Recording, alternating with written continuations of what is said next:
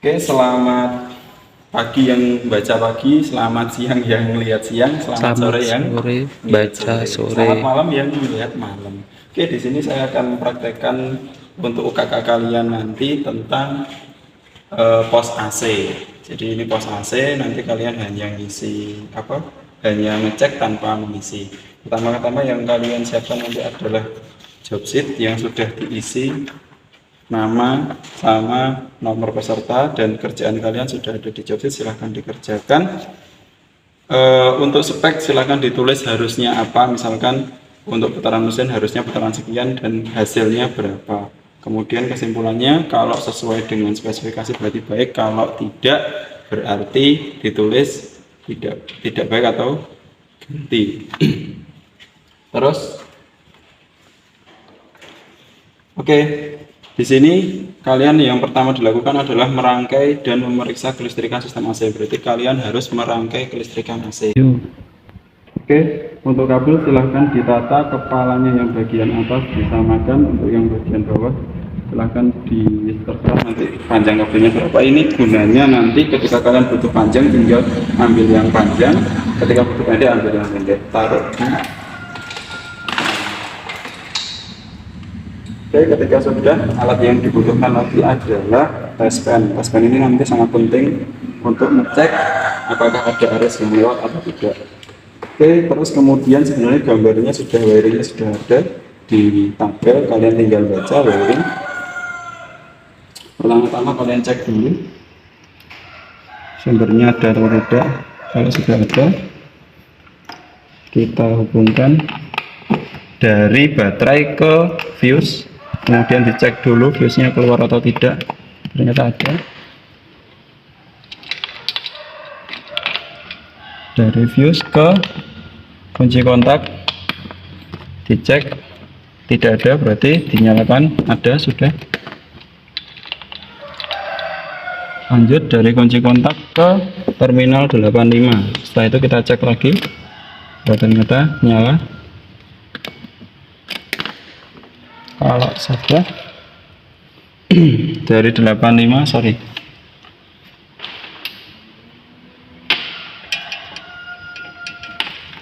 dari 85 kita ambil ke masa.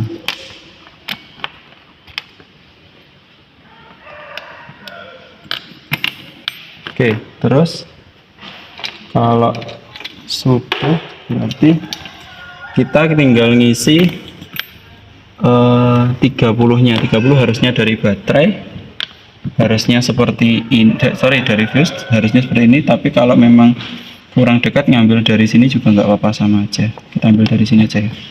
Kita cek kalau sudah nyala, kita lihat ke rangkaian ke mana. Ini 85 ke, ternyata ke switch, berarti ke atas. Butuh kabel panjang, silahkan ambil kabel panjang. Yuk. Oke, di sini ada relay 3. Relay ini kalau kalian bingung silahkan dibaca. Di sini ada blower relay, terus ini ada fan relay sama clutch relay. Clutch nanti ke clutch yang ini. Kemudian untuk fan relay, FAN ya, fan relay nanti pakainya untuk motor fan. Kemudian untuk blower relay berarti yang ini, switch blower motor nanti ke sini.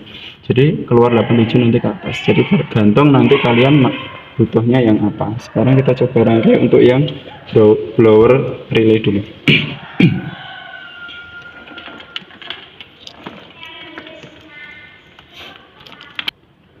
Oke, di sini relay ada dua, sebenarnya ada dua dua jalur. Yang satu adalah kumparan, yang satu switch. Jadi kumparan ini yang nanti mengaktifkan, ini kumparan ini ketika ada aliran listrik dia mengaktifkan kemagnetan. Yang switch ini nanti ketarik, akhirnya arus yang dari 30 itu bisa lewat ke 87. Jadi kodenya ada ke bawah. Kodenya di sini nanti ini aja. Di sini nanti ada 30, 86, kemudian 85, 87.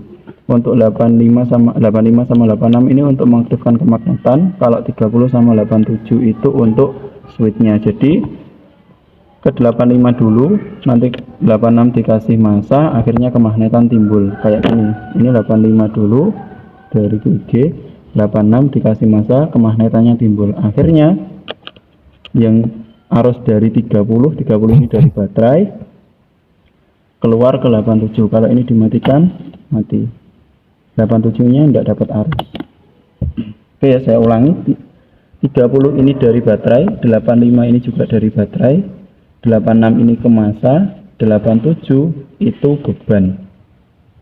Oke ya, jadi 87 nanti bebannya kemana? Ke blower switch ke atas. Ya, disambung 87 ke switch blower. Ini ambil yang IG, sorry, tidak kelihatan nanti kalian, IG. Kemudian kita lihat di rangkaian ternyata ada 1, 2, 3 dan C. Dilihat di rangkaiannya 1 ternyata masuk ke resistor 1. Berarti kalian tinggal ngambil kabel pendek 1 ke 1.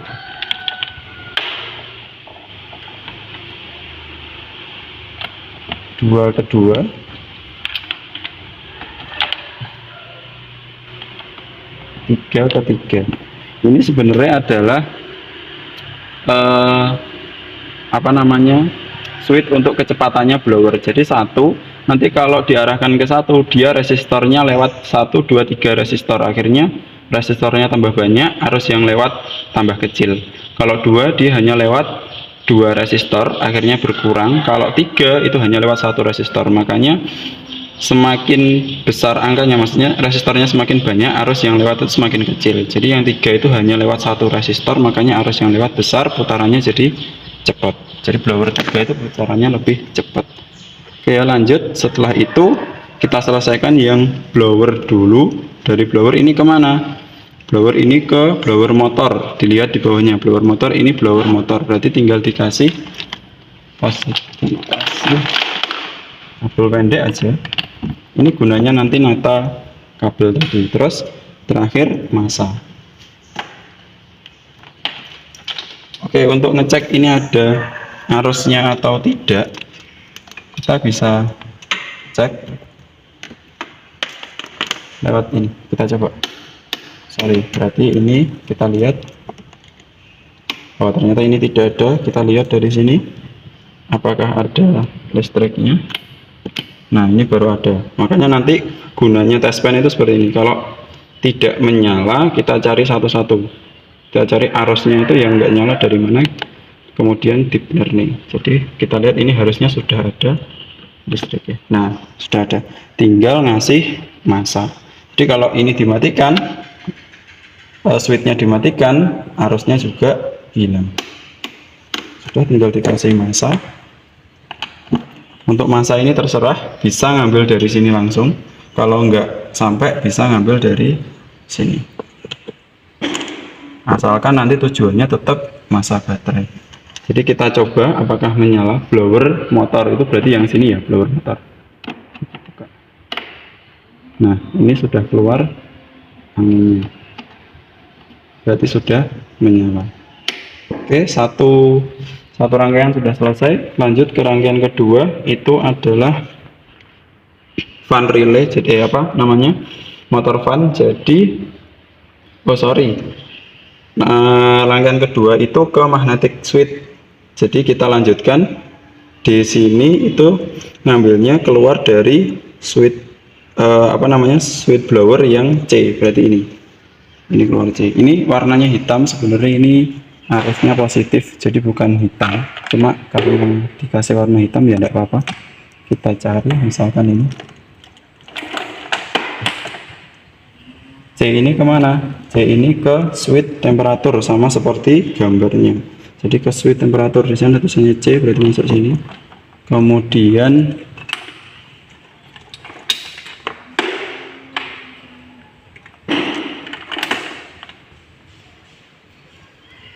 dari C keluar ke PS. Ini harusnya kalau kita cek itu sudah ada listrikannya.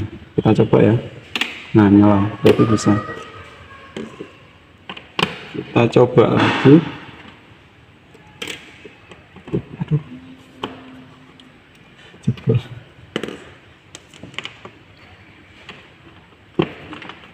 Oke, ini PS ke PS.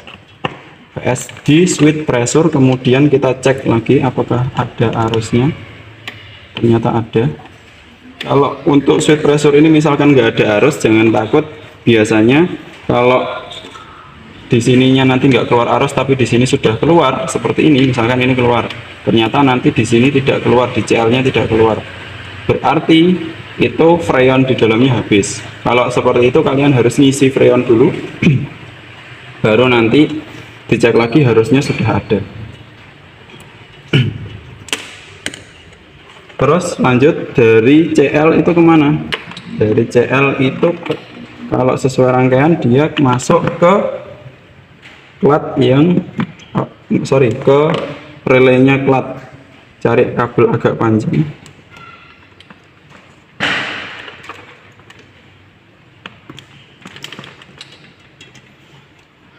Plat masuknya mana? Masuk 85. 86 nya cari masa. 86 cari masa. 30 nya dari mana? 30 tetap dari sumber. Nyari 30 dari sumber. Sumbernya terserah ya, bisa ambil dari sini, bisa ambil dari sebelahnya yang sini 30 kan, ini juga bisa diambil. Terus kita cek harusnya untuk 87 nya sudah keluar. Kenapa mati? Karena belum dinyalakan. Kalau gini berarti sudah ada arus keluar ke beban 87 beban. Kita carikan kabel pendek kemana? Ke sini. Jadi kabel cukup segini aja.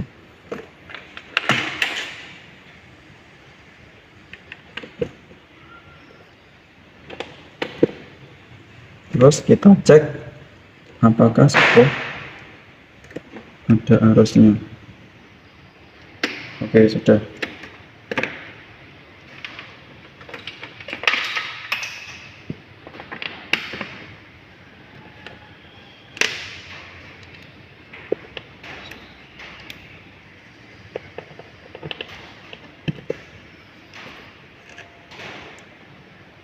Oke, nanti kalau kalian nyoba ngecek min, ngecek plus itu kan bisa seperti ini. Misalkan ini ya, cek plus itu bisa. Kalau kalian ngecek min itu kalau seperti ini nggak bisa. Bisanya ngecek min gimana caranya? Kabelnya harus dilepas. Misalkan mau ngecek min ini bisa keluar atau enggak, kabelnya silahkan dilepas, terus dicek. Kalau gini bisa nyala. Tapi kalau gini, kalau kalian hubungkan itu nggak mungkin bisa nyala, karena listrik itu nyari jalur termudah untuk sampai min. Jadi ini kan ada bebannya, jadi listrik nggak mungkin lewat sini. Lewatnya mana? Lewat kabel. Makanya ini nggak nyala, tasbannya nggak nyala.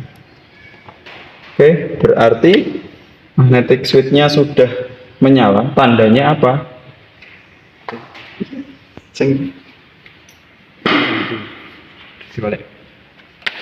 Tandanya magnetic switch itu sudah nyala apa? Ketika diputar, tidak, yang tengah ini tidak berputar, ini berarti mati, nggak kerja. Ketika dinyalakan switch blowernya, magnetic switch ini juga harusnya nyala. Tandanya apa? Ketika diputar dia ikut muter. Jadi kalau dimatikan dia nggak ikut muter, tapi kalau dinyalakan dia muter ya. Jadi sebenarnya ngeceknya nggak boleh pakai tangan. Pakai apa? Misalkan ini, kalau tengah ini tidak ikut muter, berarti switch-nya tidak bekerja. Kalau magnetnya tidak bekerja. Kalau misalkan switch blowernya diputar ke 1 atau 2 atau 3, magnetnya itu bekerja.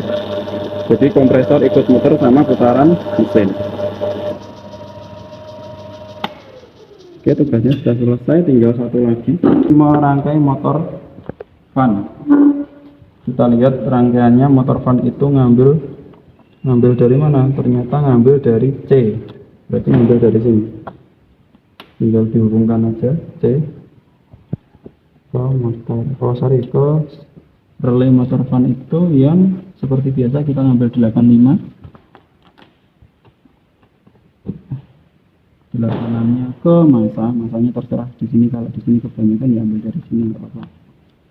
Kemudian 30-nya 30 ini 30 ngambil dari sini bisa, atau ngambil dari sini bisa. Kalau kebanyakan Kemudian kita cek 87-nya apakah sudah ada listriknya. Kita cek. Ya, ternyata sudah. Jadi tinggal dimasukkan ke motor ban.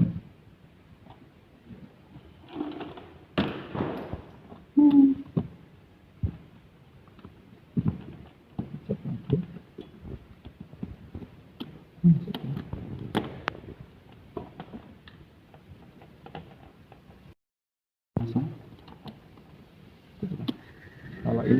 Kalau ini muter, panjangnya muter berarti sudah bersih. Untuk rangkaian AC semuanya sudah terpasang. Berarti tinggal nanti pengecekan.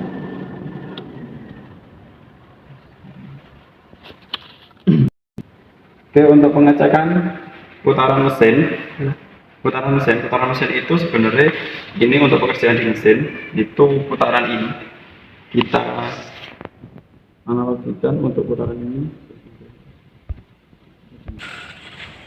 Lanjut. Oke. Untuk putaran mesin itu berarti sebenarnya ini dianggap mesin karena ini trainer, jadi kita pakai apa namanya motor listrik. Nah, motor listrik putarannya berapa? Dilihat di speknya di sini ada tulisan RPM 1400. Jadi nanti visualkan dipilih sendiri. Untuk saklar temperatur ini silahkan terputar. Jadi low itu berarti suhu dingin, untuk high itu suhu panas. Jadi semakin low itu semakin dingin. Kemudian untuk saklar temperatur itu saklar kecepatan blower itu yang ini. Jadi ada 1, 2, 3. Nanti tandanya pakai 1 itu lebih pelan, 2 itu lebih cepat, 3 itu paling cepat. Jadi bisa dilihat dari angin yang dihembuskan. Misalkan 1 itu anginnya hanya seperti ini. Nanti kalau kalian praktek bisa merasakan 2 itu berarti tambah kencang, 3 tambah kencang lagi. Nah, ini nanti penguji kalian ngecek apakah sudah sesuai atau tidak. Nanti kalau tidak sesuai berarti merangkai ininya yang salah. Jadi ini 1 ke 1, 2 ke 2, 3 ke 3. Oke, lanjut. Pengecekan aliran freon. Ini silahkan dinyalakan.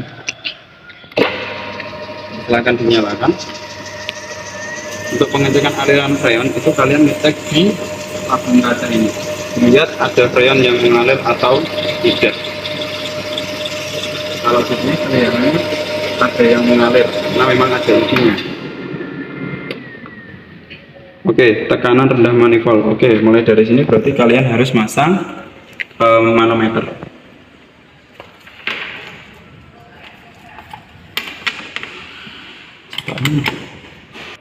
Yuk. Oke, ini manometernya. Nanti kabelnya ada 3, kuning, biru, sama merah. Ya. Untuk kuning ini nanti nggak usah kepake karena kalian tidak ngisi. Untuk biru silahkan dihubungkan dengan yang biru. Nah, di sini ada dua sambungan. Untuk yang ke alatnya, untuk yang ke meterannya, sambungannya pakai yang lurus. Karena ini katopnya satu arah, jadi ada 2, yang satu bengkok, yang satu lurus. Silahkan pakai yang lurus.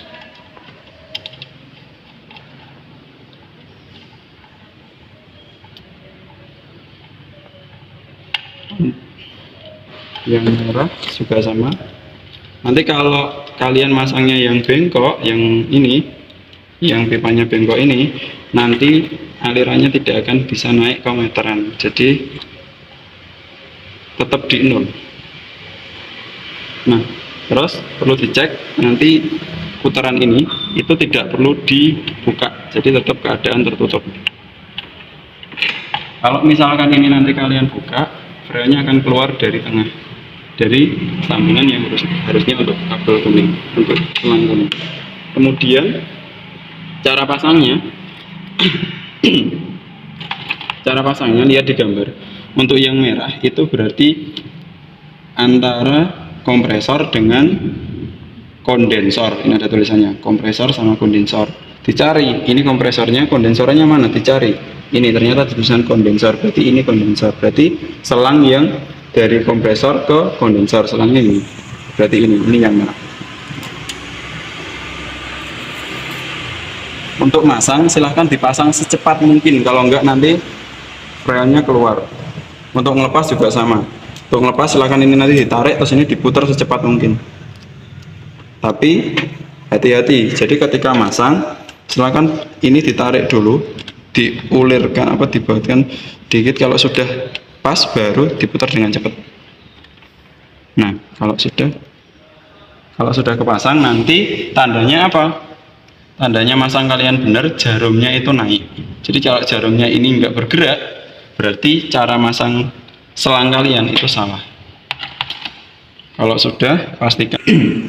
Yuk, oke, untuk di manometer itu ada dua skala, satu PSI, 1 kg force. Ini juga sama, ini PSI dan kilogram force. Jadi kalian makainya yang dalam, yang PSI. Terserah sih, tapi untuk di buku kita makanya yang PSI satuan. Jadi kalau untuk tekanan rendah itu harusnya ketika AC bekerja dia sekitar 20 sampai 29. Kalau untuk tekanan yang tinggi itu maksimal 213, pakai yang dalam, yang PSI, bukan yang luar. Oke ya. Kemudian kita lihat, kita ngecek apa dulu.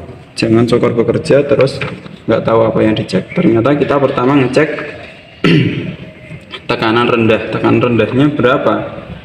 Tekanan sama tekanan tinggi. Berarti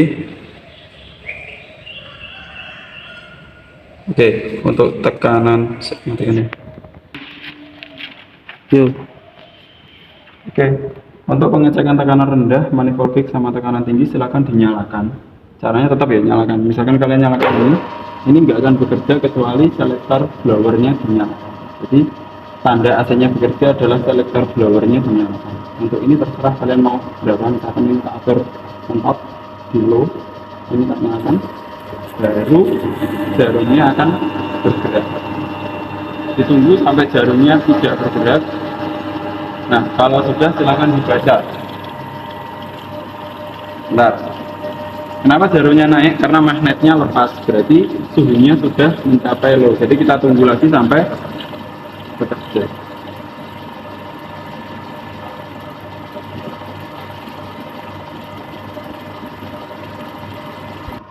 Oke, yuk. Oke, ya kita ini kan kondisinya tidak bekerja. Kita putar selektornya, nah sudah bekerja. Kita cek tekanannya berapa. Tunggu saat berhenti. Nah, kalau sudah silakan dibaca berapa PSI. Untuk yang merah ini berarti di sini.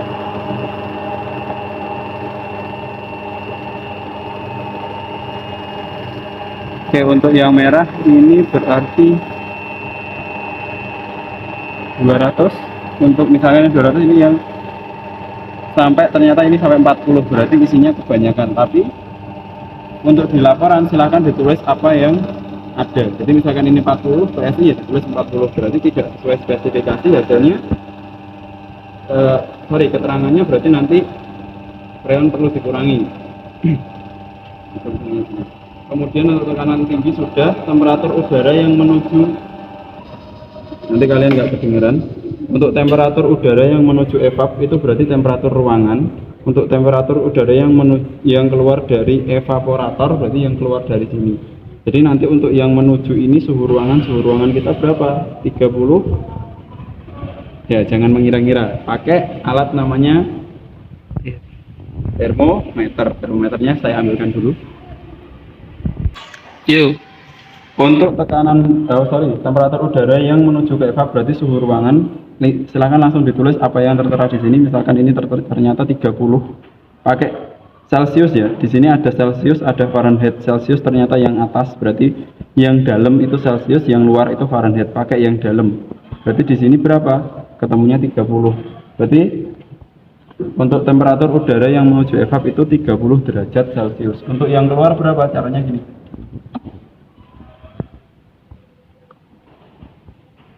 Silakan ini dimasukkan dan ini ditutup semua, saluran keluarnya ditutup semua. Kemudian diatur di low. Kita nanti nyoba berapa suhu yang bisa dikeluarkan oleh alat ini. Terus ini silakan diputar.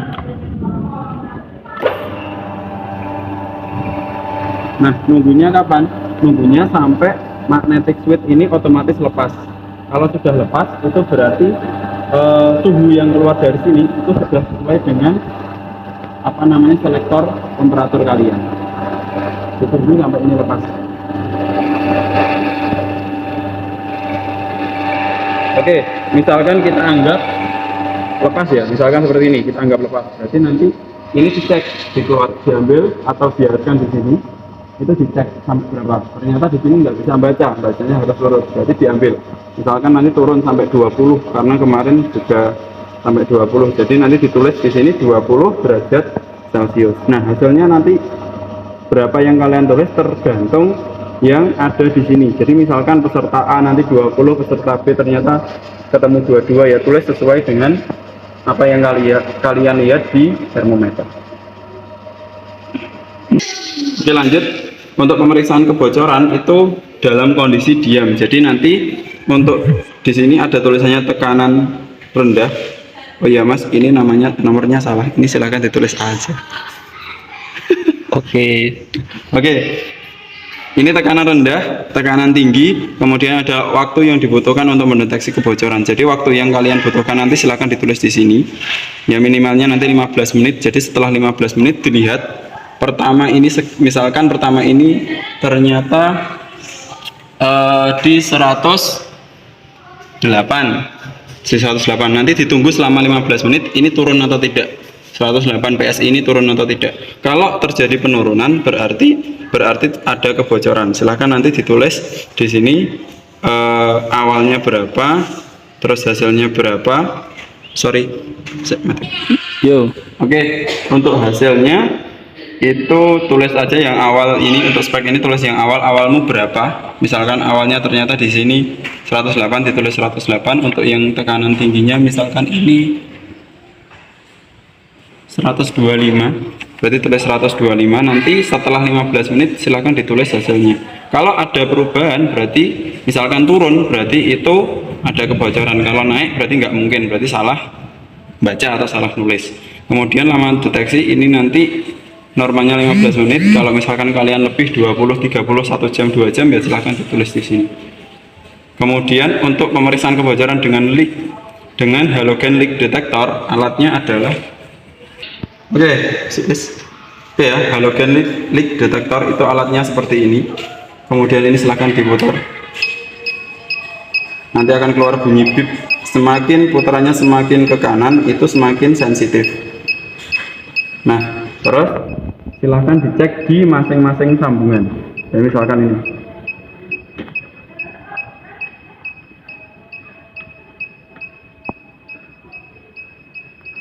Nah, ini berarti ada kebocoran di sambungannya.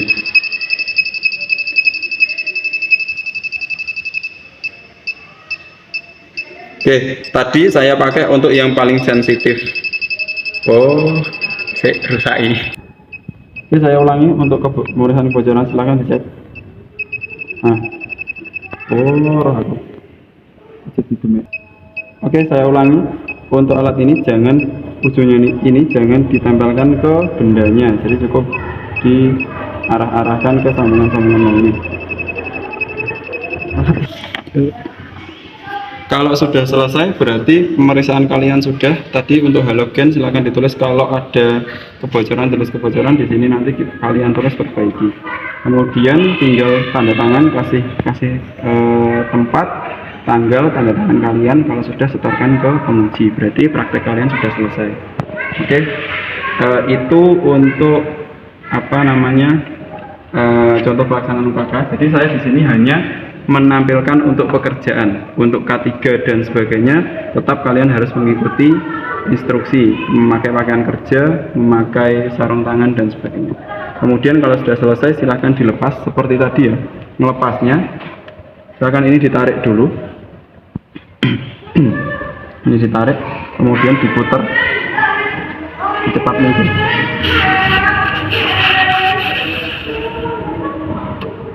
Oke, ini juga sama. Kalau yang biru enggak apa-apa. Nah, kalau sudah bisa. Oke, silahkan dilepasi semua, berarti kalian sudah selesai. Oke, kalau sudah selesai semua, silahkan kabel ini dilepasi dan semua alat itu dikembalikan seperti semula. Berarti kabel ini juga dilepas, manometer dikembalikan ke tempatnya, kabel-kabel yang digantung di sini juga dikembalikan ke semuanya, semua area silahkan dibersihkan, dikembalikan alatnya sesuai tempatnya tadi. Terus kemudian kalian untuk job AC ada tambahan lagi yaitu tes pengetahuan. Jadi setelah praktek selesai, kalian ke pengawas ngambil lembar jawaban sama soal pengetahuan, kemudian kalian kerjakan. Jadi nanti waktunya selesai itu ketika 1,5 jam pengetahuan sama praktek.